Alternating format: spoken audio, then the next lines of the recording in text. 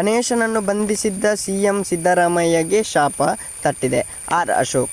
ಎಲ್ಲರಿಗೂ ಟೊಪ್ಪಿ Kannada TV YouTube ಚಾನಲ್ಗೆ ಸುಸ್ವಾಗತ ಅಂತ ತಿಳಿಸ್ಬಿಟ್ಟು ಶುರು ಮಾಡೋದಕ್ಕಿಂತ ಮೊದಲು ಯಾರೆಲ್ಲ ನನ್ನ ಯೂಟ್ಯೂಬ್ ಚಾನಲ್ ಮೊದಲು ನೋಡ್ತಿದ್ರಿ ಅವರೆಲ್ಲರೂ ಸಬ್ಸ್ಕ್ರೈಬ್ ಮಾಡ್ಕೊಳ್ಳಿ, ಮತ್ತೆ ಪಕ್ಕದಲ್ಲಿರೋ ಬೆಲ್ಲೈಕನನ್ನು ಪ್ರೆಸ್ ಮಾಡಿ.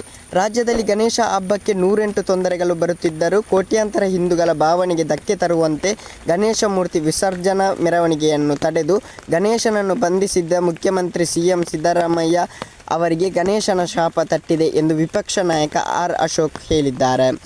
ಮೂಡ ಹಗರಣದಲ್ಲಿ ಸಿಎಂ ಸಿದ್ದರಾಮಯ್ಯ ಅರ್ಜಿಯನ್ನು ವಜಾಗೊಳಿಸಿ ರಾಜ್ಯಪಾಲರು ನೀಡಿದ್ದ ಪ್ರಾಸಿಕ್ಯೂಷನ್ ಎದುರಿಸುವಂತೆ ಆದೇಶ ಬಂದ ಬೆನ್ನಲ್ಲಿಯೇ ಮಾಧ್ಯಮಗಳೊಂದಿಗೆ ಮಾತನಾಡಿದ ಅವರು, ಸಿದ್ದರಾಮಯ್ಯಗೆ ಹೈಕೋರ್ಟ್ನಲ್ಲಿ ಹಿನ್ನಡೆಯಾಗಿದೆ. ಸಿದ್ದರಾಮಯ್ಯಗೆ ಗಣೇಶನ ಶಾಪ ತಟ್ಟಿದೆ.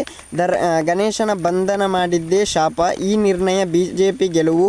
ಬಿಜೆಪಿ ಈ ಹಗರಣದ ಕುರಿತು ಪಾದಯಾತ್ರೆ ಮಾಡಿತ್ತು. ವಿಧಾನಸಭೆಯ ಒಳಗೂ ಹೊರಗೂ ಪ್ರತಿಭಟನೆ ಮಾಡಿತ್ತು.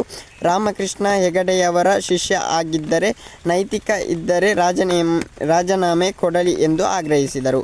ಓಕೆ ಗೈಸ್, ಮುಂದಿನ ವಿಡಿಯೋದಲ್ಲಿ ಸಿಗೋಣ. ಅಲ್ಲಿವರೆಗೆ ಲೈಕ್, ಶೇರ್, ಸಬ್ಸ್ಕ್ರೈಬ್ ಮಾಡಿ ಅಂತ ಹೇಳ್ತಾ ಲವ್ ಯು ಸೋ ಮಚ್.